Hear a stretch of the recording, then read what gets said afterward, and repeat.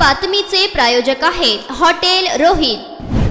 भाजपा नेते किरीट सोमय्या यांची पत्रकार परिषद घेण्यात आली असता ते म्हणाले की वाईट वाटतंय उद्धव ठाकरे यांची जी अवस्था झाली आहे त्यासाठी।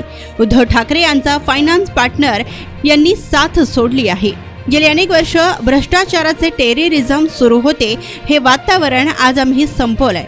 कोणी कुठेही आला असेल तरी राज्यात भ्रष्टाचार होऊ देणार नाही व किरीट सोमय्या यांचे काम असे सुरू राहणार असल्याचं त्यांनी म्हटलंय।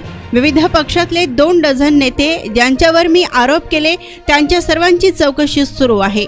त्या तपास यंत्रणांनी तपास कसा पुढे न्यायचा हा त्यांचा भाग आहे। वायकर असो किंवा आणखी कोणी असो, मला अमित शहा, देवेंद्र फडणवीस यांनी संरक्षण दिलं, त्यामुळे ही उद्धव ठाकरेंची दहशत मी संपवली। माझी लढाई अशीच सुरू राहणार व मोदींची गॅरंटी याचे पालन महाराष्ट्रात होणार। यापुढे कोणीही भ्रष्टाचार केला तरी त्याला मी माफ करणार नाही व प्रकरण न्यायालयात आहे। आता न्यायालयाने काय करायचं हा त्यांचा प्रश्न असल्याचं भाजप नेते किरीट सोमय्या यांनी म्हटलंय। प्रवेश केलेला आहे त्याच्यावरती तुम्ही भ्रष्टाचाराचे आरोप करतात, ते नेते आता सत्तेमध्ये सामील होताना पाहायला मिळत आहेत। काय तुमची पहिली प्रतिक्रिया आहे? वाईट वाटतं उद्धव ठाकरेंची जी आता अवस्था झाली आहे की त्याचा फायनान्शियल पार्टनर यांनी आता उद्धव ठाकरेंना सोडून दिलं। नरेंद्र मोदीजी आमच्या देशाचे प्रधानमंत्री आहेत, त्यांचं लक्ष आहे भारतला भ्रष्टाचार मुक्त करणं।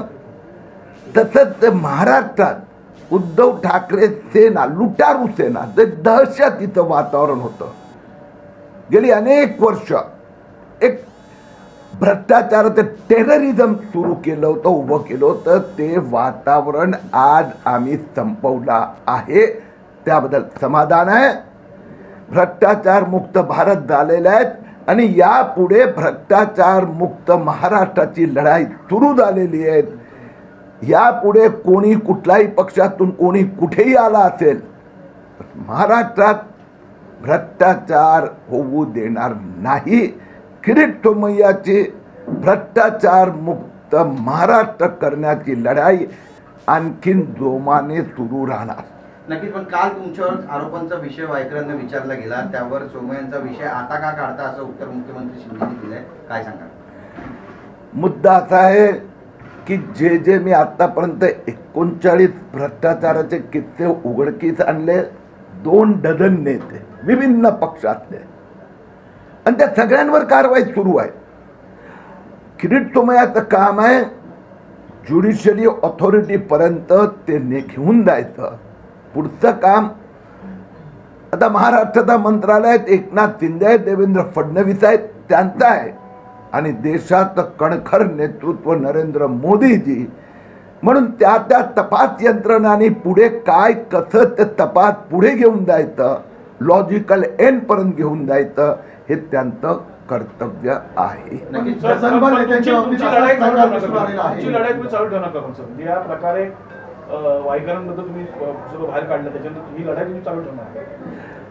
मी पुन्हा एकदा सांगतो की वायकर असो की आणखीन कोणी असो, ज्या पद्धतीने उद्धव ठाकरे यांच्या सेनेचा उद्धटपणा, लूट, दहशत, कोणी एक शब्द बोलू शकायचा नाही।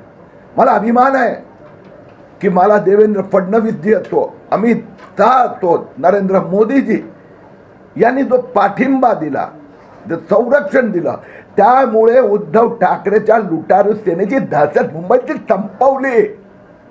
आज मुंबईचा नागरिक, महाराष्ट्राचा प्रत्येक व्यक्ती आपल्याला सुरक्षित मानतोय, म्हणून लढाई सुरू आहे भ्रष्टाचार विरुद्धची, ती तशीच राहणार। ज्यांच्यावर आरोप झालेले होते ते ज्युडिशियली प्रोसेसमध्ये आहेत, आता तिथे न्यायालय पाहणार। छगन भुजबळ असतील, हसन मुश्रीफ असतील, ती सर्व मंडळी आता केंद्रीय किंवा राज्याच्या मंत्रिमंडळामध्ये दिसत आहेत। हो, किरीट सोमय्याचं कर्तव्य आहे की आता मोदी प्रशासन, मोदी सरकार, मोदींची जी गॅरंटी याचं पालन महाराष्ट्रात पण होणार। महाराष्ट्रात झालेला भ्रष्टाचार मी बाहेर काढला, त्याचा कारवाई योग्य पद्धतीने सुरू आहे, जे होईल त्याचा न्यायालय पाहणार। पण यापुढे कोणीही भ्रष्टाचार केला तर ते आम्ही खपून घेणार पण नाही. अजित पवार, हसन मुश्रीफ यांच्या मंत्रिपदाच्या राजीनाम्याची मागणी तुम्ही मवियाच्या काळामध्ये केली होती. तीच मागणी आता फडणवीसांना तुम्ही करणार आहात का किंवा शिंदेंना करणार आहात का? 39 भ्रष्टाचाराचा प्रकरणात तपास होऊन ते न्यायालयात आहे. आता न्यायालयाने काय करायचं तो निर्देश किरीट सोमय्या नाही देऊ शकत. जिस तरह से वायकर